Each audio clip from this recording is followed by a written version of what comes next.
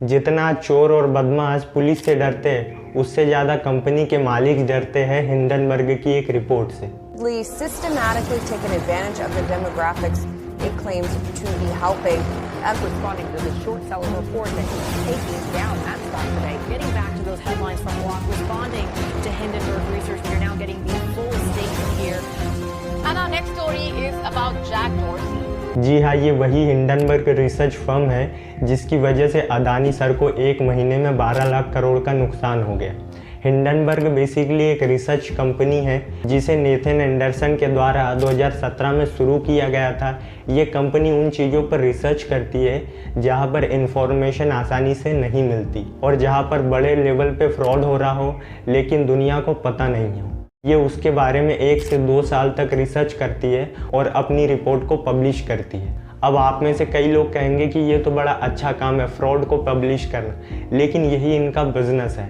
ये short selling करके अपना पैसा कमाती है। नॉर्मली लोग स्टॉक मार्केट में पैसा लगाते हैं ताकि कंपनी का स्टॉक ऊपर जाए और हमें उससे प्रॉफिट मिले, लेकिन शॉर्ट सेलिंग बिल्कुल इसका उल्टा है। शॉर्ट सेलिंग में जब किसी कंपनी का स्टॉक गिरता है या टूटता है, मतलब उसका स्टॉक नीचे गिरता है, तब ये पैसा कमाते। ये तभी होता है जब हमें पता हो कि आने वाले दिनों में इस कंपनी का स्टॉक प्राइस गिरने वाला हो, और इस तरह से अपनी इन्वेस्टिगेशन और रिपोर्ट के दम पर ये स्टॉक मार्केट में कंपनीज के शेयर गिराती है और कंपनीज के परसेप्शन को चेंज करके मोटा पैसा कमाती है। इन्होंने 2020 में निकोला जनरल मोटर्स के खिलाफ रिपोर्ट लाई थी। उसके बाद निकोला के शेयर 90% तक गिर गए। पहले उस कंपनी की वैल्यूएशन थी $34 बिलियन की और सिर्फ एक दिन में उसकी वैल्यू रहेगी $1 बिलियन की। उन्होंने क्लोवर हेल्थ रिपोर्ट एंड चमत पाली ही पीतियाँ और अदानी के अगेंस्ट भी रिपोर्ट लाई थी और शॉर्ट सेलिंग करके इन्होंने वहाँ पे पैसे कमाए। अब इनका नेक्स्ट टारगेट है Block Inc. Block Inc company को 2009 में जैक डोर्सी और जिम मैककेलवे ने शुरू किया था। इसको पहले स्क्वायर नाम से भी जाना जाता था। ये बेसिकली एक फाइनेंशियल सर्विस और डिजिटल पेमेंट कंपनी है जो स्मॉल और मीडियम बिजनेसेस को एक पेमेंट प्लेटफॉर्म देता है। ये क्रेडिट कार्ड से पेमेंट को स्वीकार करते हैं और पॉइंट ऑफ सेल सिस्टम के लिए पेमेंट रजिस्ट्रेशन के लिए टैबलेट और कंप्यूटर का यूज़ करने को अलाउ करते हैं। हिंडनबर्ग ने अपनी रिपोर्ट में बताया कि उन्होंने 2 सालों तक इस पर इन्वेस्टिगेशन की है। ये कहते हैं कि ब्लॉक इंक का एक प्रोडक्ट है कैश ऐप। ये वैसे तो एक पेमेंट ट्रांसफ़र करने का एक ऐप है, लेकिन इनका कहना है कि कैश ऐप क्रिमिनल एक्टिविटीज़ को फैसिलिटेट करता है, जैसे कि सेक्स ट्रैफिकिंग, ड्रग ट्रैफिकिंग। ये बड़े सीरियस एलिगेशंस हैं और इन्होंने कहा कि ये फेक यूज़र्स को दिखा रही है और इसके अंदर 40 से 75% अकाउंट फेक है या किसी न किसी फ्रॉड में इन्वॉल्व है। और हिंडनबर्ग की जो रिपोर्ट है ये इन्होंने फॉर्मर एम्प्लॉयज़, पार्टनर्स और इंडस्ट्री के कई एक्सपर्ट के साथ में इंटरव्यूज़ करके रेगुलेटरी और पब्लिक रिकॉर्ड्स के आधार पर बनाई है।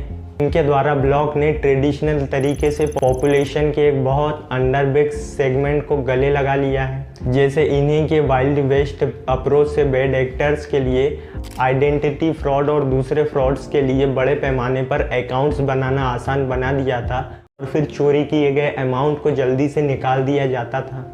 और जब यूज़र फ्रॉड में या दूसरी प्रोहिबिटेड एक्टिविटी में इंगेजिंग पाए जाते हैं तो ब्लॉक यूज़र्स को बिना बैन किए उसके अकाउंट्स को ब्लॉक कर देता है। नकली और डुप्लीकेट अकाउंट से भरे सक्रिय लेन देन मैट्रिक्स की मिसलीडिंग रिपोर्ट बताकर कैश ऐप पर एक्चुअल में कितने लोग हैं इसको वो ब्लॉक करता है। हिंडनबर्ग ने इन्वेस्टर्स के लिए कहा है कि इन्वेस्टर को क्लियर करना चाहिए कि कैश ऐप पर एक्चुअल में यूनिक लोग कितने हैं जो कैश ऐप का यूज़ करते हैं।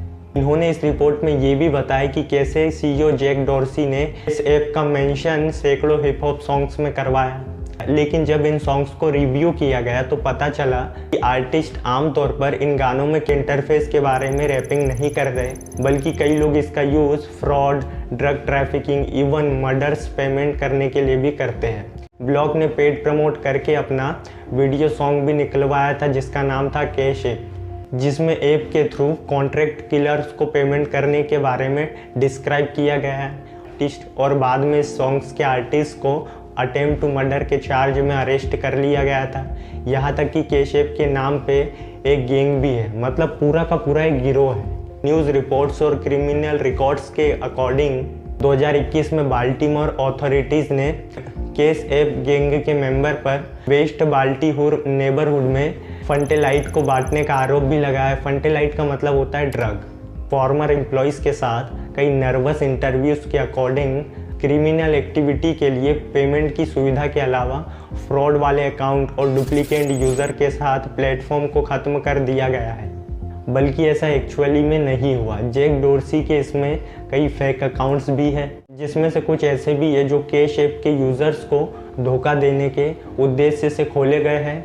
और हमारे बड़े भैया एलॉन मस्क और डोनाल्ड ट्रंप के भी इसमें कई फेक अकाउंट्स हैं। पिछले कुछ एम्प्लॉयज़ ने बताया कि कैसे कैश ऐप ने इंटरनल कंसर्न्स को दबा दिया पूरी तरीके से।